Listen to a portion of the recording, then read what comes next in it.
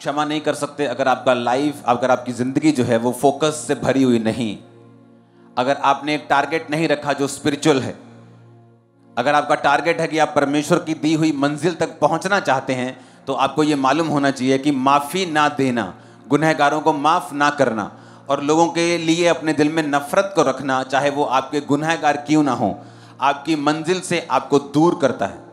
इसलिए बाइबल में लिखा है पति और पत्नी एक मन हो ताकि प्रार्थनाएं उनकी रुक ना जाएं। इसलिए बाइबल में लिखा तुम अपने कसूरवारों को माफ़ करो ताकि तुम्हारा पिता भी तुम्हें क्या करे, माफ़ करे। यीशु मसीह का टारगेट इतना क्लियर था, उनका फोकस इतना क्लियर था, इसीलिए जो उनको दर्द भी दे रहे थे, परमेश्वर यही कह रहे थे कि हे पिता उन्हें माफ कर। दूसरा शब्द परमेश्वर ने कहा लूका 23:43 में, यीशु ने कहा मैं तुमसे सच सच कहता हूं आज ही तू मेरे साथ स्वर्ग लोक में होगा। 2 डाकू परमेश्वर के एक दाहिने एक बाहिने चढ़ाया गया था। एक डाकू खुदा से कहता था कि अगर ये परमेश्वर का बेटा होता तो अपने आप को बचाता और हमें भी बचाता, और वो ताने मार रहा था परमेश्वर को कि अगर तू परमेश्वर का बेटा है तो तू अपने आप को क्यों नहीं बचा पा रहा। और दूसरा डाकू तौबा करते हुए, पीटते हुए परमेश्वर से कहता है कि हे, और दूसरे को डांटता भी है कि इसने कोई पाप नहीं किया लेकिन हम अपने पापों के कारण सूली पे चढ़े हैं। और उसने कहा कि हे यीशु, जब तू स्वर्ग में जाए तो मुझे याद करना। यीशु मसीह, बाइबल बताती है कि उस समय क्रूस के ऊपर थे, और स्टडी बताती है कि जब किसी व्यक्ति को क्रूस पर चढ़ाते थे तो उसकी जो मृत्यु होती थी वो कोड़ों के कारण नहीं होती थी, क्रूस पर चढ़ने के कारण नहीं होती थी। क्रूस पर चढ़ने के बाद जो उसके फेफड़े होते थे वो सांस लेना मुश्किल होती थी, और प्रेशर से जो दिल था वो फट जाता था। हार्ट जो होता था वो फट जाता था जिसको वो सूली पर चढ़ाते थे, और हार्ट फटने से बंदे की जो मौत होती थी सूली के ऊपर। और इतनी पेन में होने के बावजूद भी यशाया कहता है कि उसकी सुंदरता जो थी वो आदमियों के जैसे नहीं रह गई थी।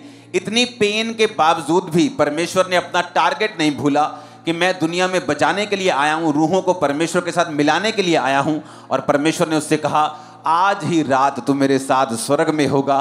और परमेश्वर ने उस मरते हुए पापी को बचाया, और यही परमेश्वर का मकसद था, और फोकस परमेश्वर ने छोड़ा नहीं। यीशु मसीह के उन क्रूज के शब्दों से हम सीख सकते हैं, वो हमारे लिए बोले गए थे कि आप पेन में भी, परीक्षा में भी अपने टारगेट को आप भूल नहीं सकते। आप बीमारी में भी रहकर सेवा कर सकते हैं, आप दुख में भी रहकर परमेश्वर का काम कर सकते हैं, आप मसीह जिंदगी को जी सकते हैं। इसलिए प्रभु यीशु मसीह ने ये नहीं कहा अरे चुप कर, तू जानता नहीं मुझे कितनी पेन हो रही, तू जानता नहीं मैं क्रूज पे हूं, मैं तो खुद नहीं बच पा रहा, तुझे क्या बचाऊंगा। लेकिन यीशु मसीह जानते थे कि मैंने अपनी मर्जी से अपने आप को इनके हाथों में दिया, और तीसरे दिन मैं मुर्दों में से जी उठूंगा, मैं इनके लिए मारा जाऊंगा और गाड़ा जाऊंगा।